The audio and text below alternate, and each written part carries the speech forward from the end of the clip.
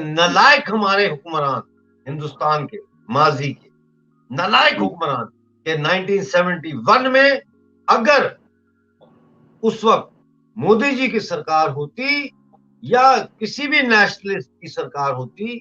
تو مجیب الرحمان کے ساتھ ڈیل یہ ہوتی کہ ہندوستان کے ساتھ کنفیڈریشن بنائی جائے جو آنے والے وقت میں ہندوستان میں مرج کر دی جائے، لیکن ایسا نہیں ہوا۔ لوگ مہنگائی میں مارے ہوئے ہیں لوگ،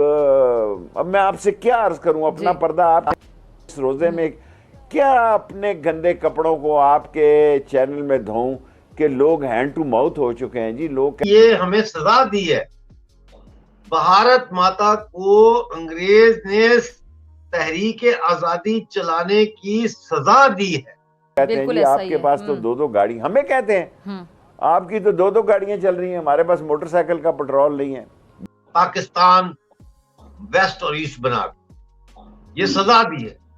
اور بجلی کا بل نہیں ہے، بچے کی فیس نہیں، اور میں عمر کے اس حصے میں بہت دکھ سے یہ کہتا ہوں کہ میں نے کبھی سوچا نہیں تھا کہ میرے شہر کے یہ حالات ہو گئے کہ لوگوں نے یہ چھوٹے چھوٹے جو ملک ہیں ان پہ قبضہ کیا ہوا ہے اور بندوق کے ذریعے کیا ہوا ہے، اور وہ اب چلے گا نہیں، کیونکہ یا آپ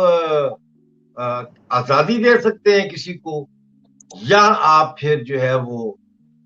جنگ کے ذریعے ان کو اپنا تابع بنا سکتے ہیں۔ اور پاکستان جو ہے نہ اس کے پاس جنگ کرنے کی طاقت ہے نہ اس کے پاس آزادی دینے کا حوصلہ ہے، وہ کیسے آزادی؟ کے پاس قبر کے پیسے نہیں ہوں گے، اور لکھ کر ہمیں لگانا پڑے گا قبرستانوں میں کہ اگر آپ قبر کی پیمنٹ نہیں کر سکتے تو ہم سے رابطہ کریں۔ آج تو مسلمانوں کو بہت سوچنا چاہیے اس مسئلے کے اوپر، ہندوستان کے مسلمانوں کو، کہ بھائی گھر واپسی کا ٹائم ہے، مت اپنی زندگی ضائع کرو اور ان چکروں میں۔ You are Indians, you born in India, آپ کے پرکھ ہندوستان میں پیدا ہوئے تھے، آپ کے پرکھ سناتنی تھے۔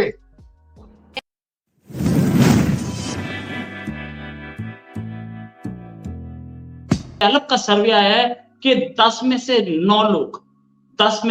لوگ پاکستان میں کھانا باہر کھانے کے لیے کے قابل نہیں رہ گئے۔ پہلے 10 میں سے 1، یعنی کہ 100 میں سے 10 لوگوں کو کھانا پراپر نہیں مل رہا ہے، اتنا مہنگا ہو چکا ہے، 2 ٹائم کھانا نہیں مل رہا، ایسا بھی بولا گیا 10 میں سے 100 میں سے 10۔ کیا سچویشن ہے پاکستان کی اس سمے، اور پاکستانی گورنمنٹ کر کیا رہی ہے اس کے لیے؟ اور اس وقت پاکستان جو ہے وہ اس کے حکمران طبقے میں اتنی جرت ہی نہیں ہے کہ وہ جرت مندانہ فیصلے لے سکے، اور سب سے بڑا جرت مندانہ فیصلہ جو ہے وہ یہ ہے کہ پاکستان کی گورنمنٹ خود کو ڈیفالٹ قرار دے، اور دوسرا جرت مندانہ فیصلہ یہ ہے کہ وہ بھارت کے ساتھ اپنے تعلقات بحال کرنے کے لیے پاکستانی قبضے والے جموں کشمیر اور مقبوضہ گلگت بلتستان کو واپس کرے ہندوستان، جس پہ ناجائز قبضہ ہے اس کا 47 سے۔ جی رائٹ، اچھا یہ بات کریں کہ حکمرانی ایک طرف ڈیفالٹ ہوتا دیکھ رہا ہے، اور ایسے میں بھی پاکستان کو اب تک یہ نہیں پتا کہ ہمیں کرنا کیا ہے۔ کرائسس پہ کرائسس آتے جا رہے ہیں، کبھی الیکشن کرانے کا یہ ہوتا ہے، کبھی ڈیفنس منسٹر بول دیتے ہیں کہ ہمارے پاس تو پیسہ ہی نہیں الیکشن کرانے کے لیے۔ ایسی سچویشن میں بھی انڈیا سے بیٹر ریلیشنز یا انڈیا سے ٹریڈ کرنے کے معاملے میں وہ بالکل چپ رہتے ہیں۔ کیوں چپ رہتے ہیں؟ اور بلاول بھٹو جن کا منہ کچھ بھی بولتا ہے،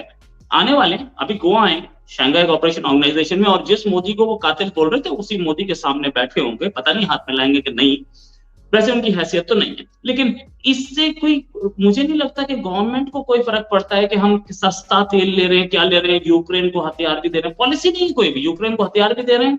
اور رشیا سے تیل بھی مانگ رہے ہیں سستا، کوئی پالیسی دکھ رہی ہے آپ کو؟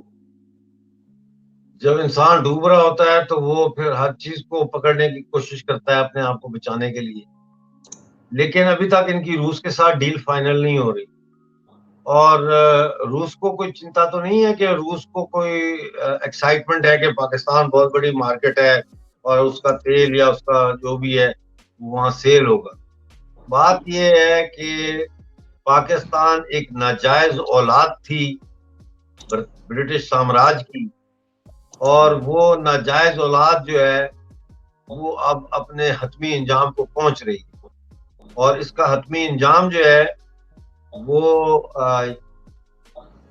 سب کو نظر آ رہا ہے۔ یہ ملک جو ہے، یہ پہلی بات تو یہ کہ میں اس کو ایک ملک مانتا ہی نہیں ہوں، میں اس کو ایک ریاست مانتا ہوں۔ یہ ایک جابرانہ ریاست ہے، ایک ظالم ریاست ہے، ایک جھوٹی ریاست ہے، ایک پنجابی میں کہتے ہیں کپتی ریاست ہے۔ یہ ریاست ہے ہی نہیں، سوری ملک ہے ہی نہیں۔ یہ ایک اس میں بہت ساری ملک موجود ہے۔ بلوچستان کے ملک پہ انہوں نے قبضہ کیا ہوا ہے، جموں کشمیر کی ریاست پہ انہوں نے قبضہ کیا ہوا ہے، سندھو دیش پہ انہوں نے قبضہ کیا ہوا ہے، اور پختونستان پہ انہوں نے قبضہ کیا ہوا ہے۔ انہوں نے یہ چھوٹے چھوٹے جو ملک ہیں ان پہ قبضہ کیا ہوا ہے، اور بندوق کے ذریعے کیا ہوا ہے، اور وہ اب چلے گا نہیں، کیونکہ یا آپ آزادی دے سکتے ہیں کسی کو، یا آپ پھر جو ہے وہ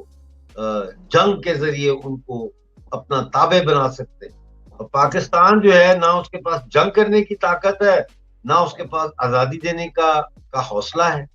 وہ کیسے آزادی دی؟ یہ ہمیں سزا دی ہے۔ بھارت ماتا کو انگریز نے تحریک آزادی چلانے کی سزا دی ہے، پاکستان ویسٹ اور ایسٹ بنا کے یہ سزا دی ہے۔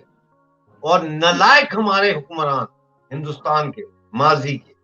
نالائق حکمران کہ 1971 میں اگر اس وقت مودی جی کی سرکار ہوتی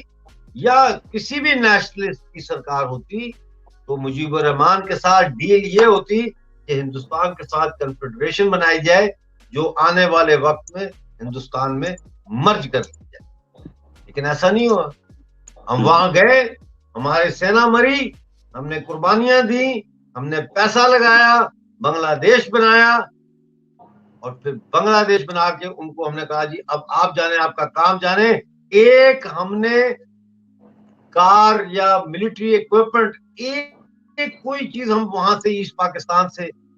جنگ کے بعد ہم لے کے نہیں آئے، چھوڑ کے آئے، ان کو دے کے آئے۔ تو کہنے کا مقصد یہ ہے کہ اب